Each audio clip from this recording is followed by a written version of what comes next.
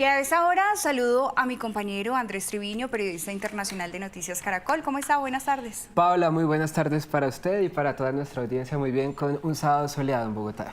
Así es, Andrés, pues muchas gracias por acompañarnos. Usted está aquí para ayudarnos a entender un poco de esa noticia que vamos a hablar a continuación, y es que Delcy Rodríguez anunció la salida de Alex Saab del Ministerio de Industria y Producción.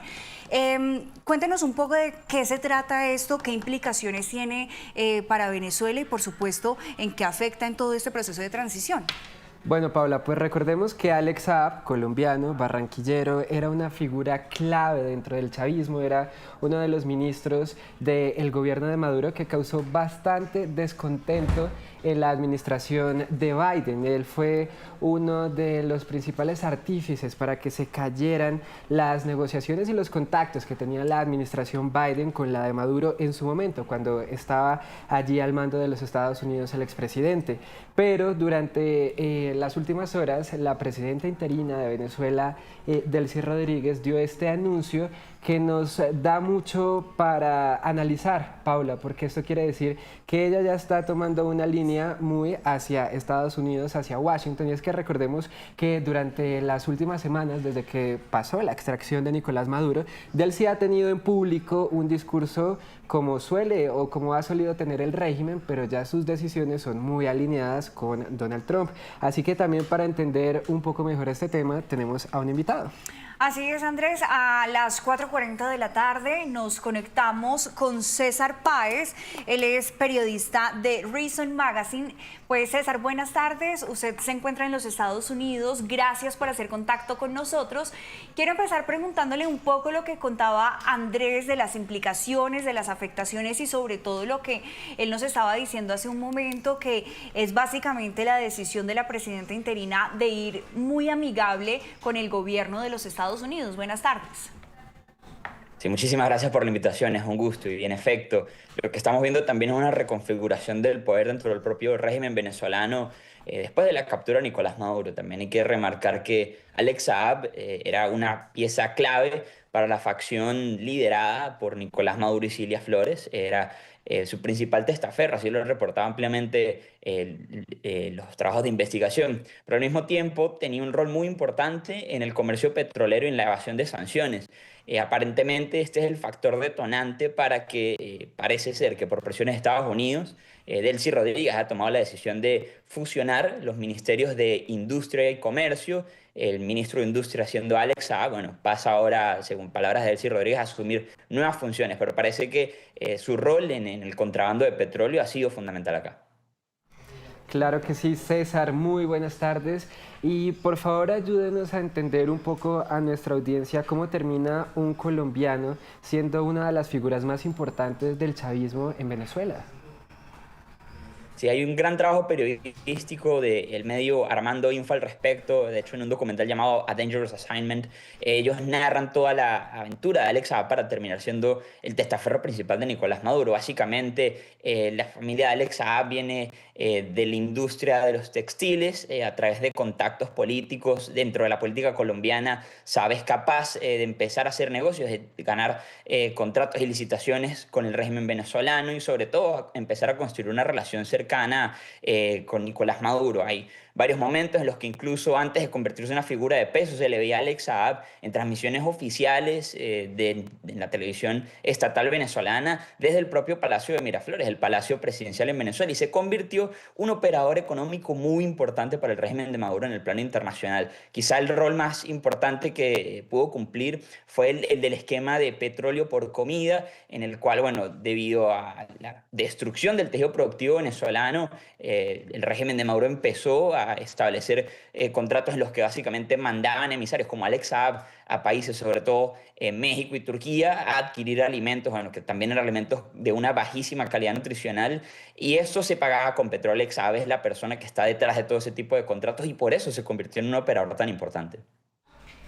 César, además, un punto muy importante del que usted nos hablaba hace un momento es que precisamente ya estamos viendo, digamos, que los primeros cambios de esa transición que además ha pedido Estados Unidos, y entre esos pues está la salida de Saab. Cuéntenos un poco cuál es el panorama que se avecina, porque ya hemos visto excarcelación de presos la semana pasada, ya estamos viendo decisiones un poco más puntuales y como ha dicho Trump en diferentes ocasiones, Delcy está haciendo caso de lo que dice Estados Unidos.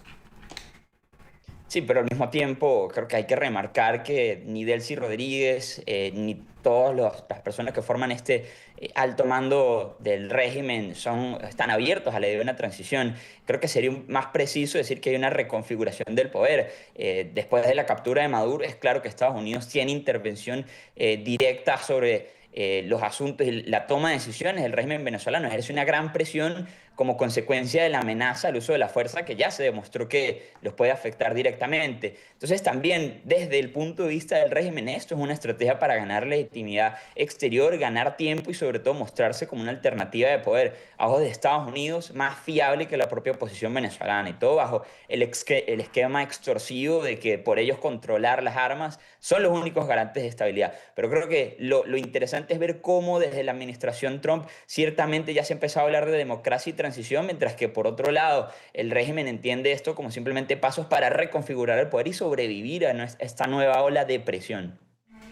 César, también muy importante, porque otra de las noticias importantes del día de hoy es que el gobierno Trump ya había tenido conversaciones, especialmente con Diosdado Cabello, meses antes que ocurriera esta operación y que siempre se ha hablado precisamente de una traición al régimen de Nicolás Maduro. ¿Cómo se puede interpretar y cómo se puede ver todo lo que está pasando, como usted lo decía, una reconfiguración del poder, sabiendo que básicamente ya era una operación que estaba planeada y que todo su gabinete, el gabinete del régimen, sabía que lo iban a capturar? Sí, hay dos dimensiones de ese asunto. La primera dimensión es precisamente lo que acabas de mencionar. Hay conversaciones que han sido constantes y bueno, los actores dentro del régimen, no es sorpresivo pues que se descubra que están en conversaciones con autoridades estadounidenses. De hecho, volviendo al tema de Alex Saab, una de las cosas que se supo una vez que fue presentado ante autoridades estadounidenses era que Alex Saab era un colaborador de la DEA, la agencia de Estados Unidos dedicada al contrarresto de narcóticos. Bueno, había una historia de cooperación entre Alex Saab y el gobierno de los Estados Unidos. Ahora, claramente, que existan diálogos con Diosdado Cabello también apuntan que él es una figura que simplemente significa una piedra de tranca para cualquier intento de acercamientos entre Estados Unidos y el régimen venezolano. Creo que es relevante en tanto, pues también presenta un dilema interno para el régimen, pero también nos remarca o nos recuerda que ya del propio régimen se hacía un escenario en el que Nicolás Maduro salía del poder. Hubo múltiples reportajes de emisarios que fueron enviados a Washington para presentar a Delcy Rodríguez meses antes de la operación como una alternativa a Nicolás Maduro en caso de que hubiera una salida negociada. Hay mediación incluso de Qatar para empujar la figura de Delcy Rodríguez. Entonces, también quizás hay que tomar en cuenta que la salida de Maduro y la de Delcy al poder es algo que el chavismo ya venía planificando. Bueno, Pablo, usted ahorita estaba mencionando algo muy interesante que sucedió el día de hoy, es que la agencia de noticias Reuters precisamente publicó esta exclusiva en la que decía que precisamente la Casa Blanca y Diosdado Cabello mantenían conversaciones casi que desde el día 1 que Donald Trump regresó allí al poder de los Estados Unidos. Además dijeron que tenían diálogos directos con sus funcionarios y que en algunas ocasiones lo hacían por medio de intermediarios. Y también otro punto muy importante es que los funcionarios de la Casa Blanca están preocupados porque finalmente Estados Unidos ofrece $25 millones por la cabeza de Cabello. Sin embargo, saben que es una figura muy importante y que sin él no puede haber una transición en el poder. Pero sigamos y continuemos hablando de Alex Saab, porque es que recordemos que él fue un punto muy importante durante la administración Biden, específicamente en el 2021. César, hablemos un poco sobre ese tema, por favor.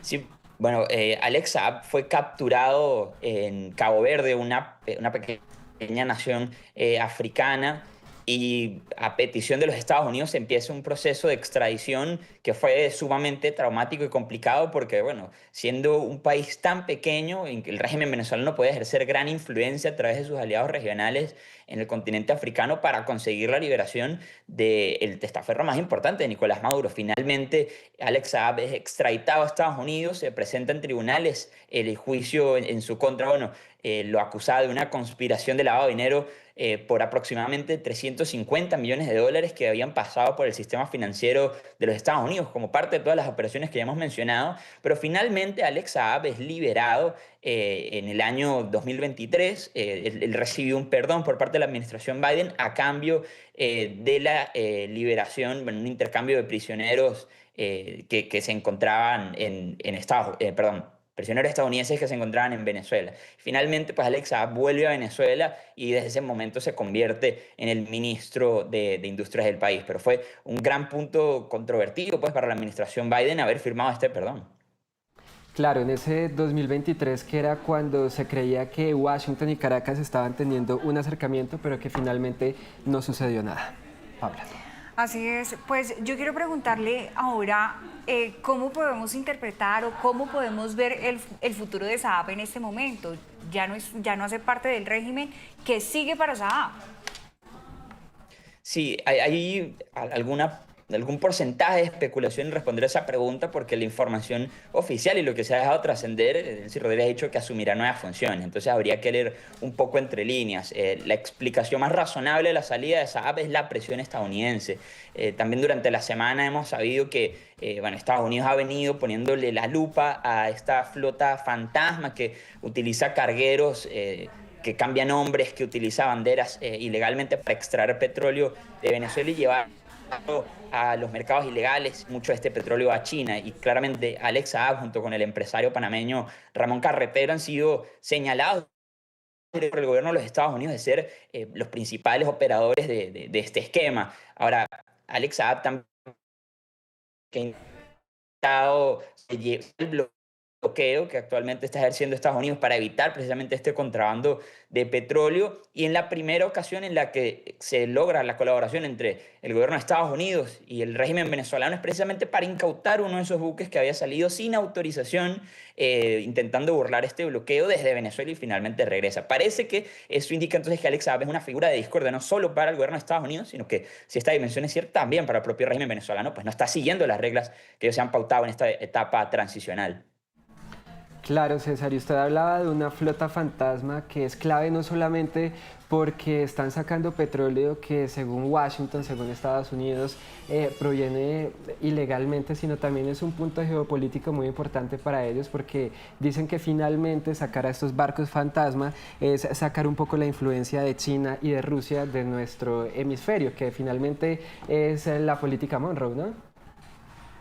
Sí, ciertamente. Bueno, China, de acuerdo a las cifras que manejamos, compra el 76% aproximadamente de la producción de petróleo en Venezuela.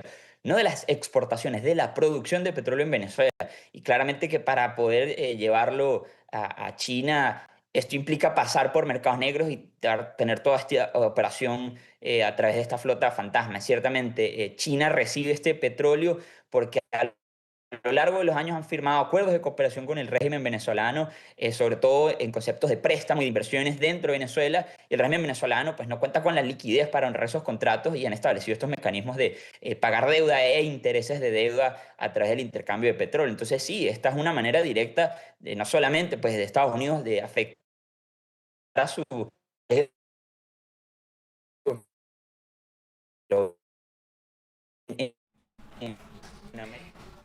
En este momento hemos perdido la conexión con César. En minutos vamos a intentar conectarnos nuevamente con él, pero pues muchas gracias por ese análisis muy completo para entender un poco lo que él decía, que Saab siempre había sido la figura de la discordia. Tengo de nuevo a César. César Báez. César, usted nos estaba comentando en la parte final de lo que le preguntaba Andrés. Adelante. Sí, sí, para terminar esa idea, si me escuchan bien de nuevo, ciertamente es una manera que tiene Estados Unidos de afectar a su rival geopolítico en la región y también de disminuir la influencia de China sobre Venezuela, ya que pues el acuerdo, el convenio que tiene el régimen de Maduro con China es que ellos reciben préstamos e inversiones directamente en Venezuela y pagan esa deuda y los intereses de la deuda con petróleo. Entonces, si ese mecanismo no es sostenible en el tiempo, lo más probable es que China pues tenga que retroceder en Venezuela. Bueno, pues era César Báez, periodista de Reason Magazine en los Estados Unidos, un venezolano viviendo allí en ese país. Muchísimas gracias por su análisis, por ayudarnos a entender un poco mejor lo que sucede precisamente en su país. Que Paula, es muy interesante todo lo que está sucediendo y todo lo que ha pasado durante esta última semana, luego de la extracción de Nicolás Maduro, todo lo que sucede y pues todo lo que está por venir, porque finalmente esta es una nueva era, una nueva etapa que empieza en Venezuela y que seguro nos dará mucho de qué hablar. Así es, Andrés. A César Báez, periodista en Estados Unidos del medio Reason Magazine, muchas gracias. A usted, Andrés, también muchas gracias por estos minutos. Un gusto, como siempre, Paula, acompañarnos y un gusto siempre llevarles todas las noticias internacionales. A las 4:54 de la tarde les contamos que América Latina ha centrado durante los últimos meses la atención de la Casa Blanca en medio de lo que Washington asegura es su lucha contra el narcotráfico. Se trata de una estrategia que ha estado acompañada de múltiples advertencias por parte del presidente Donald Trump. Lo que empezó como una operación contra los carteles de droga en América Latina no solo puso contra las cuerdas al régimen venezolano. El radar de Estados Unidos trasciende fronteras y mantiene a la región en vilo. La Agencia de Aviación lanzó una alerta de riesgos potenciales por actividad militar en espacios aéreos sobre el Pacífico que se extienden desde México a Ecuador, pero pasan por Colombia y Centroamérica. Existen riesgos potenciales para las aeronaves a todas las altitudes, incluso durante el sobrevuelo y en las fases de llegada y salida del vuelo. También alude a posibles interferencias en los sistemas de navegación. No es la única advertencia de este tipo en los últimos meses. El 21 de noviembre, esa entidad pidió extremar precaución al sobrevolar Venezuela y el sur del Caribe. Entre tanto, hace apenas unos días, la presidenta de México, Claudia Sheinbaum, descartó una intervención militar de Estados Unidos tras conversar con Trump, quien más de una vez no descartó ataques terrestres contra los carteles de droga.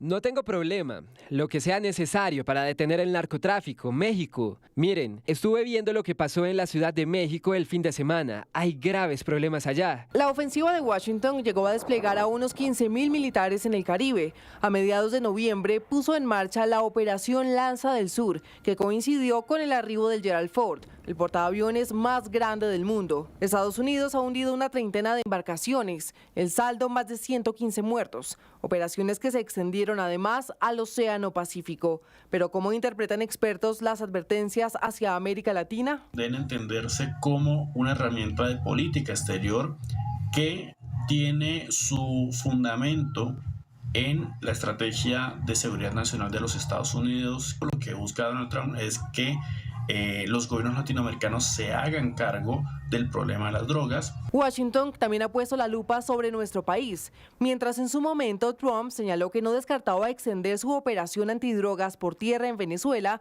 Llegó a admitir que le gustaría acabar con lo que llamó fábricas de cocaína de Colombia. Colombia está en muy mal estado. Producen cocaína, tienen fábricas de cocaína, cultivan todo tipo de cosas que son drogas, drogas malas que llegan a los Estados Unidos. Pero las tensiones han incluido la incautación de buques petroleros. Otra fase en lo que Washington insiste es la guerra contra el narcotráfico, principal defensa de lo que le llevó a la captura de Nicolás Maduro el 3 de enero. Y escuchen esto, lo veníamos hablando hace un momento. Un nuevo reporte asegura que funcionarios de la administración Trump habían tenido contacto con Diosdado Cabello desde muchos meses antes de la operación que terminó con la captura de Nicolás Maduro. Ahora los funcionarios estarían preocupados por el historial de la represión de esa figura chavista. Veamos. Los primeros acercamientos entre Washington y Diosdado Cabello iniciaron desde los primeros días de la actual administración Trump. Y los contactos se mantienen desde la extracción de Maduro de Venezuela. Así lo aseguraron 4 altas fuentes de la Casa Blanca a la agencia Reuters. Y a pesar que Estados Unidos ofrece 25 millones de dólares por la cabeza de Cabello, saben que se trata de alguien clave para la transición en Venezuela, ya que durante mucho tiempo se ha considerado como la segunda figura más poderosa del chavismo. Si Cabello decide desplegar las fuerzas que controla, podría fomentar el caos que Trump busca evitar y amenazar el control del poder de la presidenta interina Delcy Rodríguez, según una fuente informada sobre las preocupaciones de Estados Unidos. Según la agencia de noticias, la comunicación entre Cabello y los funcionarios de Trump se ha dado directamente, así como mediante intermediarios. Diosdado Cabello fue un colaborador cercano al difunto Hugo Chávez, así como un entrañable aliado de Maduro, y ahora prometió trabajar de la mano con Delcy. Sin embargo, a los funcionarios estadounidenses les preocupa Cabello por su largo historial de represión, así como por una rivalidad con Rodríguez. Por el momento no se sabe si los funcionarios en Washington discuten sobre la futura gobernanza de Venezuela. Entre tanto, Vladimir Padrino, el ministro de la Defensa de Venezuela, aseguró que 47 militares de su país murieron durante la operación de captura de Maduro, mientras que en Cuba se realizó el funeral de los 32 soldados que custodiaban a Maduro. El presidente Díaz-Canel envió un mensaje a Washington. No tiene que hacer ninguna concesión política, ni eso jamás estará en una mesa de negociaciones para un entendimiento entre Cuba y Estados Unidos. Desde la caída de Maduro, Trump ha multiplicado sus amenazas en contra de Cuba. Los invitó a alcanzar un acuerdo e incluso llegó a sugerir que el secretario de Estado, Marco Rubio, sea el presidente de la isla.